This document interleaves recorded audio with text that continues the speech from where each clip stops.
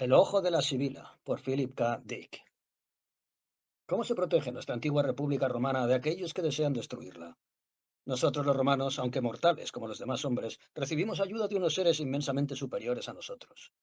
Estas sabias y bondadosas entidades, cuyo origen se encuentra en mundos que nos son desconocidos, están dispuestas a ayudar a la República cuando se encuentra en peligro. Y cuando no es así, se ocultan de nuevo para volver cuando las necesite.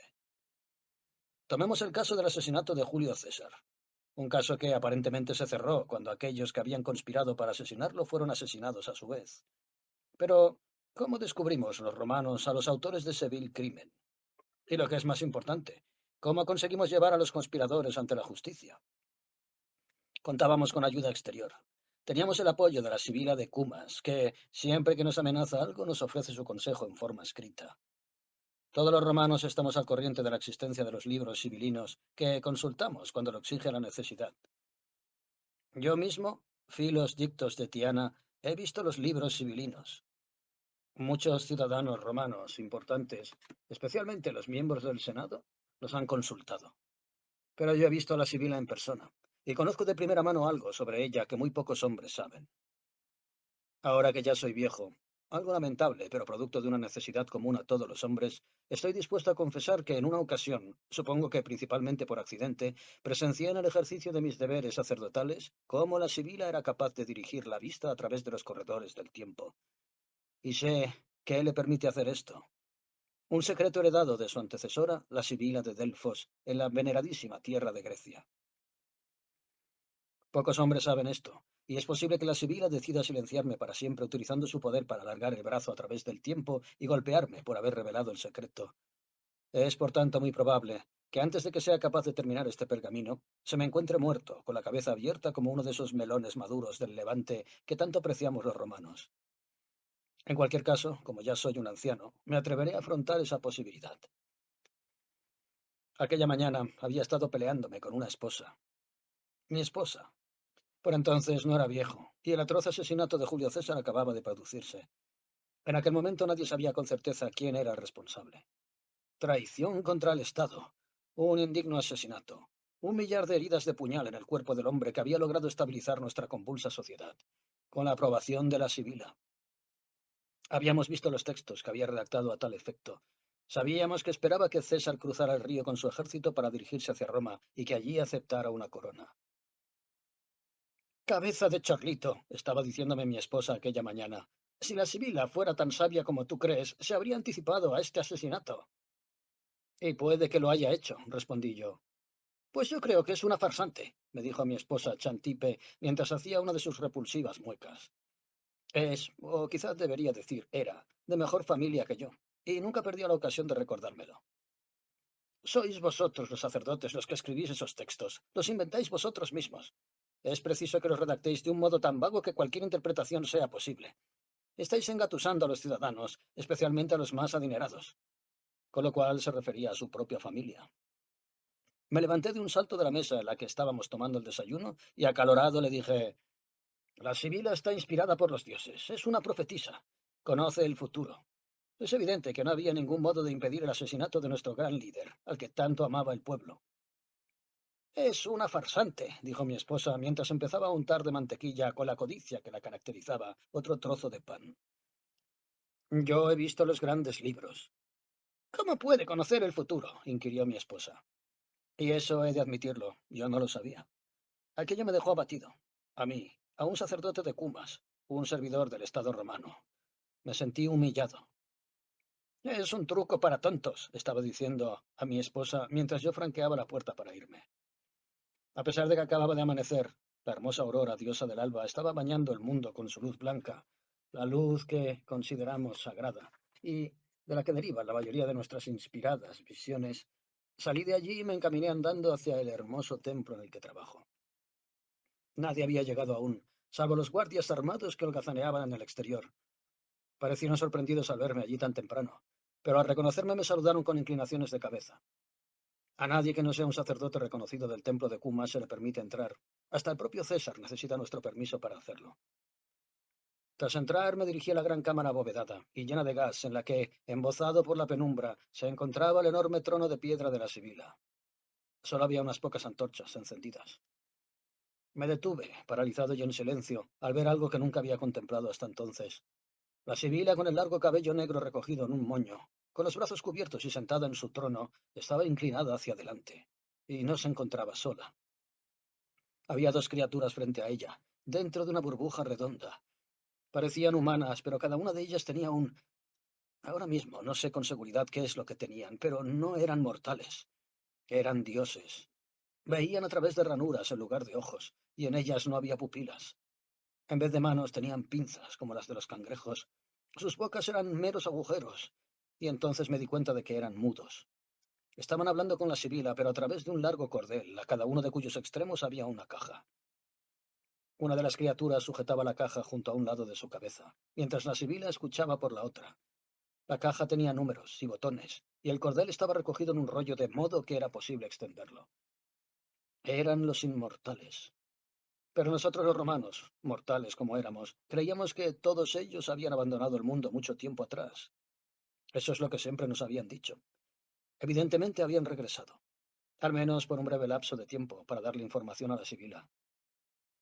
La sibila se volvió en ese momento hacia mí, y aunque parezca increíble, su cabeza recorrió la cámara entera hasta encontrarse junto a la mía. Estaba sonriendo a pesar de haberme visto allí. En ese momento empecé a oír la conversación que estaba manteniendo con los inmortales. Graciosamente, ella me otorgó la capacidad de hacerlo.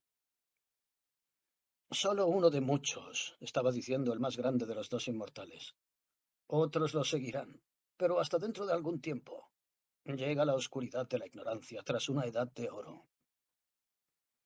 ¿Hay algún modo de impedirlo? Preguntó la sibila con aquella voz melodiosa que tanto adorábamos.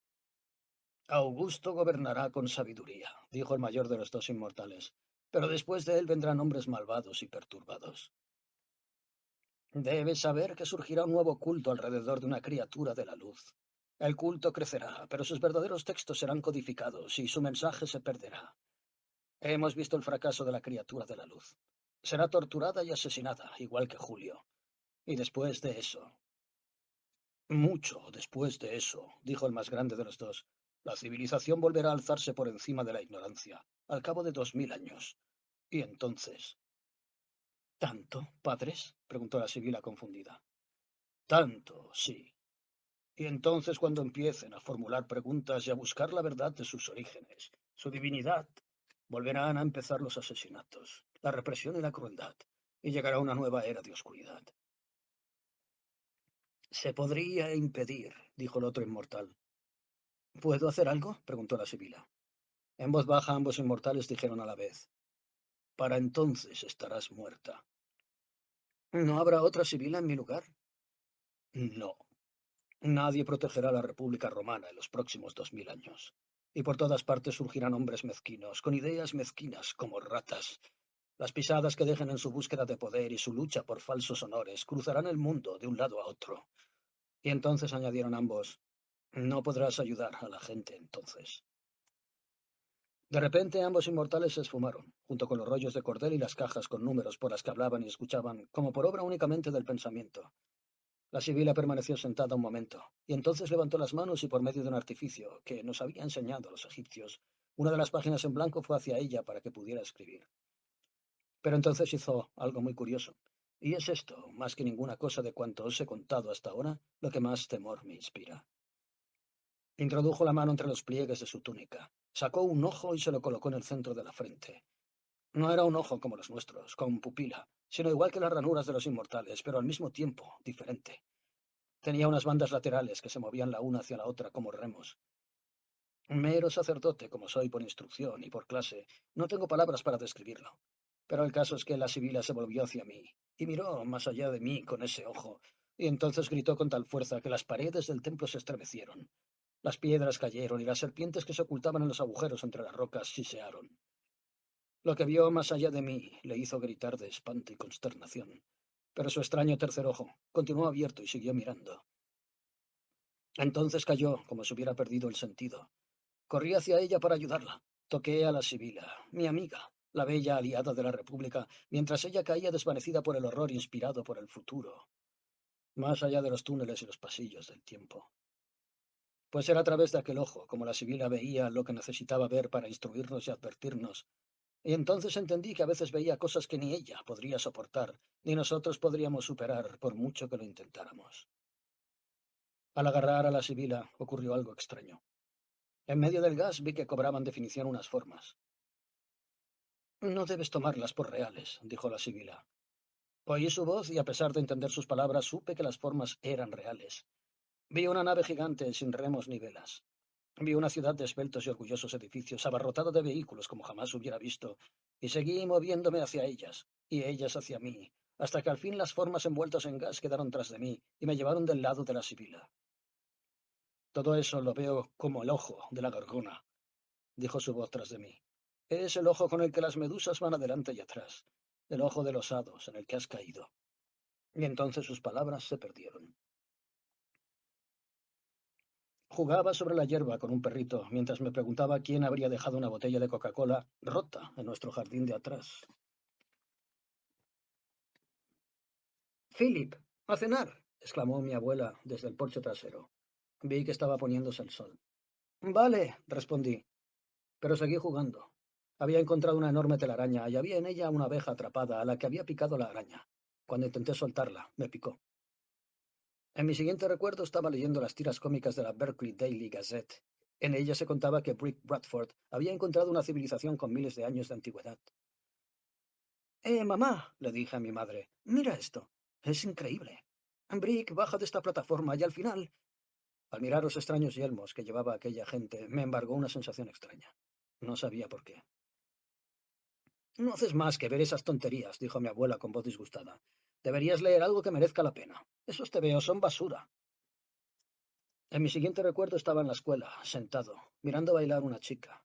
Se llamaba Jill y era del curso superior al mío, sexto. Vestía como una bailarina del vientre y tenía la parte superior de la cara tapada con un velo. Pero yo podía ver sus ojos, unos ojos bondadosos y llenos de sabiduría. Me recordaban a los ojos de alguien a quien había conocido, pero ¿qué podía saber un chico? Después, la señora Redman nos hizo escribir una redacción y escribí sobre Jill. Escribí sobre la extraña tierra en la que vivía y en la que bailaban sin llevar nada por encima de la cintura. La señora Redman habló con mi madre por teléfono y a mí me regañaron por algo que no entendí muy bien, pero que tenía que ver con un sujetador o algo así. En ese momento no lo comprendí. Había muchas cosas que no comprendía. Era como si tuviese recuerdos, pero recuerdos que no tenían nada que ver con mi infancia en Berkeley, ni con la escuela de Hillside, ni con mi familia, ni con la casa en la que vivíamos. Tenían que ver con serpientes. Ahora sé por qué soñaba con serpientes. Serpientes sabias, no malvadas, serpientes que susurraban palabras llenas de saber. Sea como fuere, el director de la escuela, el señor Bill Gaines, decidió que mi redacción estaba muy bien, después de que añadiera que Jill llevaba algo por encima de la cintura en todo momento, y entonces decidí convertirme en escritor. Una noche tuve un sueño extraño. Creo que estaba en los últimos años de primaria, preparándome para ir al instituto de Berkeley al año siguiente. El sueño llegó en mitad de la noche, y fue como un sueño real, realmente real, de una persona procedente del espacio exterior, detrás de un cristal, en una especie de satélite que había utilizado para llegar aquí, y no podía hablar. Se limitaba a mirarme con ojos raros. Unas 2 semanas después tuve que escribir sobre lo que deseaba ser cuando fuera mayor, y acordándome de mi sueño sobre el hombre de otro universo, escribí, voy a ser escritor de ciencia ficción. Esto hizo enfurecer a mi familia, pero claro, cuanto más se enfurecían ellos, más decidido estaba yo.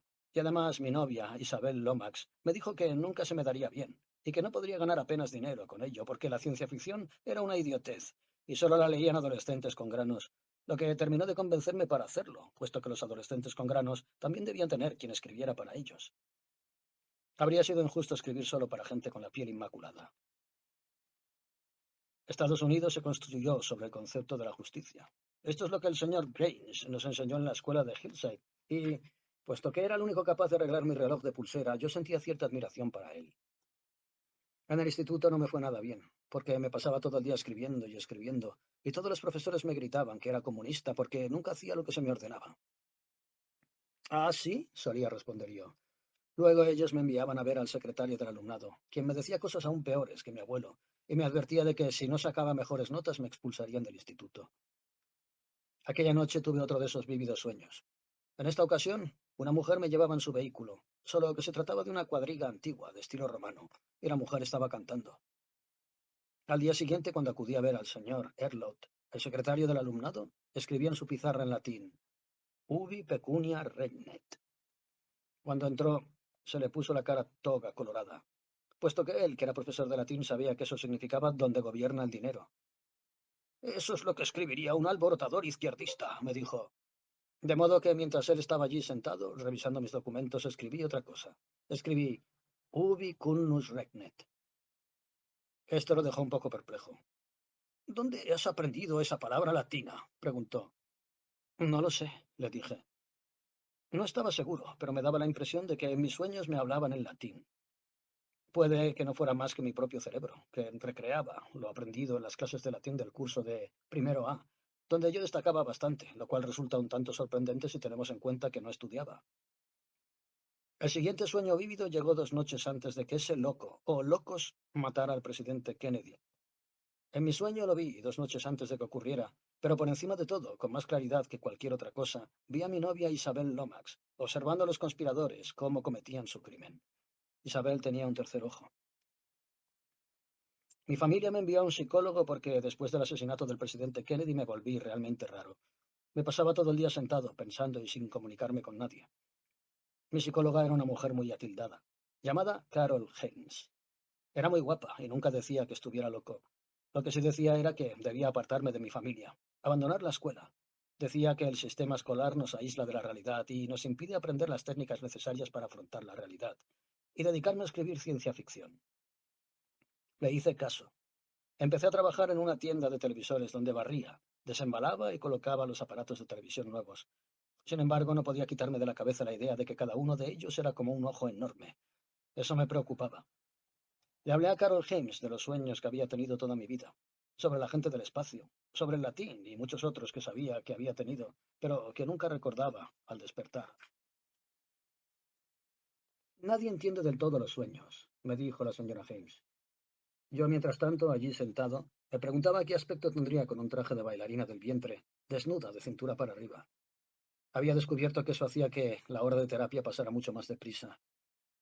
Existe una teoría nueva que afirma que forman parte de un inconsciente colectivo que se remonta a miles de años en el tiempo y con el que nos ponemos en contacto mediante los sueños. De modo que, de ser cierta esta teoría, los sueños contienen información válida y realmente valiosa. Yo estaba ocupado imaginándome cómo se meneaban sugestivamente sus caderas de un lado a otro, pero a pesar de todo escuchaba lo que me decía. La razón tenía que ver con la sabia bondad que detectaba en sus ojos. Por alguna razón siempre me hacía pensar en aquellas serpientes sabias. He estado soñando con libros, le dije, libros abiertos ante mí, libros enormes, muy valiosos, incluso libros sagrados como la Biblia. Eso tiene algo que ver con tu carrera como escritor, dijo la señora James. Son libros viejos, de miles de años de antigüedad, y nos advierten sobre algo. Un asesinato terrible, un montón de asesinatos, y policías que encarcelan a la gente por sus ideas, pero lo hacen en secreto, inventando cargos falsos. Y siempre veo a una mujer que se te parece mucho, pero está sentada en un enorme trono de piedra. Algún tiempo después trasladaron a la señora James a otra parte del condado y no pude volver a verla. Esto me hizo sentir realmente mal, y me recluí en la escritura. Le vendí un relato a una revista llamada Invigorating Science Fact, un relato sobre criaturas superiores que habían aterrizado en la Tierra y nos ayudaban en secreto. Nunca me pagaron. Ahora soy viejo, y me atrevo a contar todo esto porque ¿qué tengo que perder? Un día recibí una petición para escribir un pequeño artículo para la revista Love Plant Adventure Yearns, del que me dieron previamente el argumento, así como una fotografía en blanco y negro de la portada. La fotografía me fascinó desde el primer momento. Mostraba a un romano, o a un griego, o a alguien vestido con toga, en cualquier caso, que llevaba en las muñecas un caduceo, que es el símbolo de los médicos, dos serpientes entrelazadas que originalmente eran dos ramas de olivo. ¿Cómo sabes que se llama caduceo? Me preguntó Isabel. Nos habíamos ido a vivir juntos y siempre estaba diciéndome que debía ganar más dinero y tratar de parecerme a su familia, que era elegante y de buena posición. No lo sé, dije, y me sentí raro. Y entonces mis dos ojos empezaron a registrar una gran actividad fosfénica muy agitada, como esas modernas pinturas abstractas que dibujaban Paul Klee y otros artistas, en vívidos colores y tan rápidas como destellos. ¿A qué fecha estamos? Le grité a Isabel, que estaba sentada secándose el pelo mientras leía el Harvard Lampoon. ¿La fecha? 16 de marzo, dijo. ¡El año! Grité. Pulcra puella tempus. y me quedé callado, porque me estaba mirando fijamente, y lo que es peor, no lograba recordar cómo se llamaba ni quién era.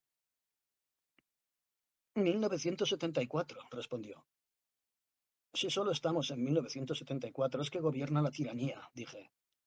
¿Cómo? Preguntó pasmada, sin dejar de mirarme. En aquel preciso instante aparecieron dos criaturas a su lado, encapsuladas en los vehículos que utilizaban para viajar de sistema en sistema, sendos globos flotantes que mantenían las condiciones de atmósfera y temperatura que ellas necesitaban para sobrevivir. No le digas nada más, me advirtió uno de ellos. Vamos a borrarle la memoria. Solo recordará que se quedó dormida y tuvo un sueño. Pero yo sí recuerdo, dije mientras me llevaba las manos a ambos lados de la cabeza. Había sufrido amnesia, pero ahora recordaba que procedía de tiempos antiguos. Y antes de eso, de la estrella Albemuth, al igual que aquellos dos inmortales. ¿Para qué habéis vuelto? Les dije. Para... Debemos trabajar únicamente por medio de los mortales, dijo Jannis. Era el más sabio de los dos. Ahora ya no hay ninguna sibila para ofrecer su consejo a la República. De vez en cuando utilizamos los sueños para inspirar a algunos y conseguir que despierten. Están empezando a entender que estamos pagando el precio de la liberación para que el embaucador, que es quien los gobierna, los libere. ¿Son conscientes de vuestra presencia? Dije. Algo sospechan. Ven hologramas nuestros proyectados en el cielo, que empleamos para distraerlos. Creen que estamos flotando allí arriba. Yo sabía que los inmortales estaban en las mentes de los hombres, no en los cielos de la tierra, y que al dirigir su atención hacia afuera, volverían a ser libres para ayudar dentro como siempre habían hecho, en el mundo interior. Traeremos la primavera a este mundo invernal, dijo Fram con una sonrisa en los labios. Levantaremos las puertas que mantienen cautiva a esta gente, que gime bajo el peso de una tiranía que apenas acierta a ver. ¿Lo has visto tú? ¿Has visto las idas y venidas de la policía secreta? Los pelotones paramilitares que destruyeron la libertad de expresión y a todos aquellos que se atrevieron a disentir. Ahora en mi vejez, ultimo este relato para vosotros, mis amigos romanos, aquí en Cumas, donde vive la Sibila. Por azar o por designio llegué al futuro lejano, a un mundo de tiranía, de invierno, que no alcanzaríais ni a imaginar, y vi a los inmortales que siguen ayudándonos incluso allí, dentro de 2000 años. A pesar de que los mortales del futuro están, oíd bien lo que os digo, ciegos. 1000 años de represión les han arrebatado la visión. Los han atormentado y los han coartado, del mismo modo que nosotros coartamos a los animales.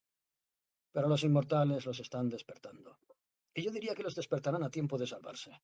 Y entonces, los 2000 años de invierno llegarán a su fin. Abrirán los ojos gracias a los sueños y a las inspiraciones secretas. Sabrán. Pero todo esto os lo he contado a mi antigua y enrevesada manera. Permitid que termine con este verso de nuestro gran poeta Virgilio, un buen amigo de la Sibila. En él veréis lo que nos depara el futuro, pues la Sibila ha dicho que, aunque no se aplicará a nuestro tiempo, a Roma, sí lo hará para aquellos que viven 2000 años por delante de nosotros, para llevarles una promesa de alivio. Ultima cumae venit iam carmini saetas, magnus ab integro saecolorum nascitur ordo, iam redit et virgo, redeunt Saturnis regna, iam nova progenies, coelo demititur alto. Tu modo nascenti puero, quo ferrea primum, destinet, ac toto surget gens aurea mundo, casta faue lucina, tu iam regnat, Apolo. Lo transcribiré en la extraña lengua que aprendí a hablar durante el tiempo pasado en el futuro, antes de que los inmortales y la Sibila me trajeran de regreso, concluida mi misión en aquel tiempo. Por fin el tiempo final, anunciado por la Sibila, llegará. La procesión de la eternidad vuelve a su origen. La Virgen regresa y Saturno reina como antes. Una nueva raza del cielo en las alturas desciende. La diosa del nacimiento sonríe al bebé recién nacido, en cuyo tiempo la prisión de acero caerá en ruinas, y una raza dorada surge por todos lados. Apolo, el rey legítimo, está restaurado. Por desgracia, vosotros, mis queridos amigos romanos, no viviréis para verlo, pero avanzados los corredores del tiempo sobre Estados Unidos, utilizo aquí palabras que os son extrañas, se abatirá el mal, y esta pequeña profecía de Virgilio, inspirada por la Sibila, se hará realidad. La primavera renacerá.